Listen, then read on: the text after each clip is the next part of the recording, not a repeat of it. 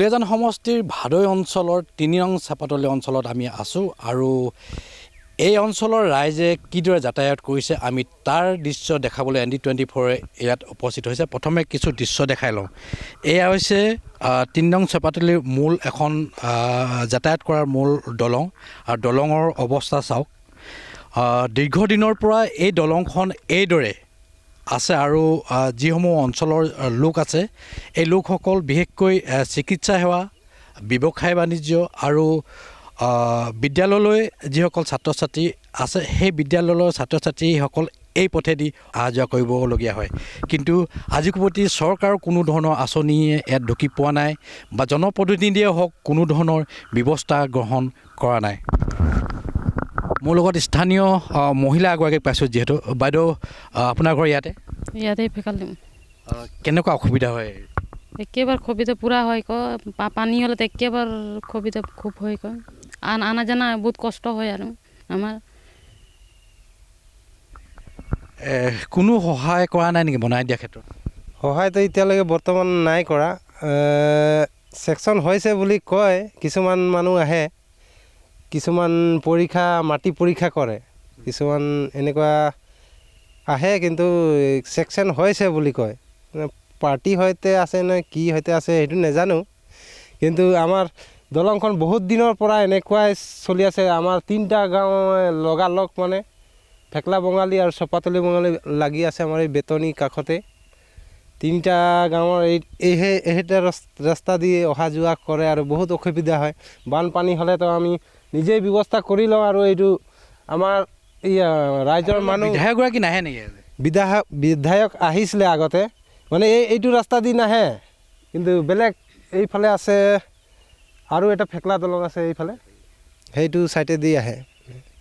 আমাৰ এইটোতো একদম ওচৰ, মানে ভাদৈ পাচলি আমাৰ মেইন টাউন। এইফালে দি আহিলে মানে অলপ দেৰি সময়তে পাই যাওঁ মানে। ধন্যবাদ জ্ঞাপন কৰিছোঁ। দীৰ্ঘদিনৰ সমস্যা আপোনালোকৰ দাইদেউ, কোনো ধৰণৰ সমস্যাৰ সমাধানৰ কাৰণে কোনো আগবাঢ়ি অহা নাই? নাই অহা নাই। আমি আজি ইয়াৰ পৰা জন্ম হোৱাৰ পৰা এই দলংখন এনেকুৱা অৱস্থাই দেখি আছোঁ আৰু বহুত মানুহৰ কষ্ট হয়।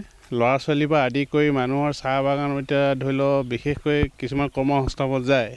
এতিয়া বৰ্তমান এতিয়াতো খৰালি ছিজন কাৰণে পানী তলেদি অহা যোৱা কৰিছে, কিন্তু এতিয়া বাৰিষা ছিজনত কি হ'ব এইটো মানে কোনো ধৰিব নোৱাৰি। মানে ইয়াত এতিয়া ৰামেশ্বৰ তেলী, ধৰি লওক আপোনাৰ গোৱালা ডাঙৰীয়া, তেখেতসকলে একো ব্যৱস্থা কৰি নিদিলে। ইয়াত পুনৰ নিৰ্বাচন আহিছে, তাকে চাওঁ ৰাইজে কি কয়। নিশ্চিতভাৱে চাব লাগিব নহয় জানো, তাৰ পাছতে ভোটৰ ব্যৱস্থা কৰিব লাগিব। স্থানীয় যুৱক এগৰাকী আছে। আজিৰ দিনত সঁচাকৈ পৰিতাপৰ বিষয়, এনেকুৱা এখন ভগা দলঙেদি মানুহ যাতায়াত কৰিবলগীয়া হয়। আপুনি কি মন্তব্য আগবঢ়াব? অতি দুৰ্ভাগ্যজনক। আচলতে ডাবল ইঞ্জিন চৰকাৰ দিনত যে এনেকুৱা যে দুলীয়াজান নিচিনা এটা ধনী সমষ্টিৰ যে গাঁৱত, ভাদৈ পঞ্চায়তৰ অন্তৰ্গত 3 নং চাপাতলি সংযোগী ফেকেলাজান বঙালী 8 নম্বৰ, এই গোটেই 4-5খন গাঁৱৰ যি সংযোগী মূল পথছোৱাৰ যদি দলংখন যদি এনেকুৱা এটা অৱস্থা হয়, দুৰ্যোগপূৰ্ণ। আজি খৰালি বা মটৰচাইকেল বা বাইক এইফালে আমাৰ চাইকেলে এইফালে পাৰ কৰি লৈ যায়, কিন্তু গাড়ী পাৰ নহয়। গতিকে ৰামেশ্বৰ তেলী ডাঙৰীয়াই আগত 10 বছৰ MLA কৰি গৈছে, এতিয়া আকৌ নিৰ্বাচন আহিছে। তেজছ গোৱালাই ডাঙৰীয়া 10 বছৰ ৰাজত্ব কৰি, কিন্তু তেখেতলোকৰ সময় নহ'ল, ফুটা কৰিটা দিবলৈ সময় নহ'ল। তেখেত অতি পৰিতাপৰ বিষয় আৰু আমি গৰিহণা দিছোঁ আৰু আহিবলগীয়া দিনবিলাকত ভাল জনপ্ৰতিনিধিয়ে এই ব্যৱস্থাটো কৰিবৰ কাৰণে আমি অনুৰোধ জনাইছোঁ। ধন্যবাদ জ্ঞাপন কৰিছোঁ। সহযোগে পুনৰ অকণমান দৃশ্যটো দেখাই লওক।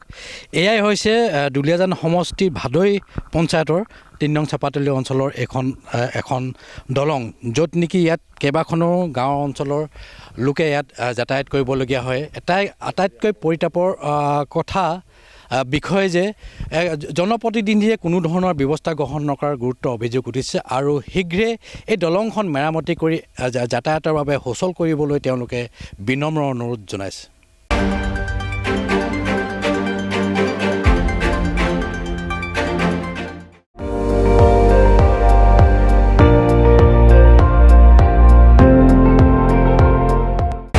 আপুনি চাই আছে ND24, সৰ্বশ্ৰেষ্ঠ নহয়, সৰ্বোত্তমৰ দৌৰত।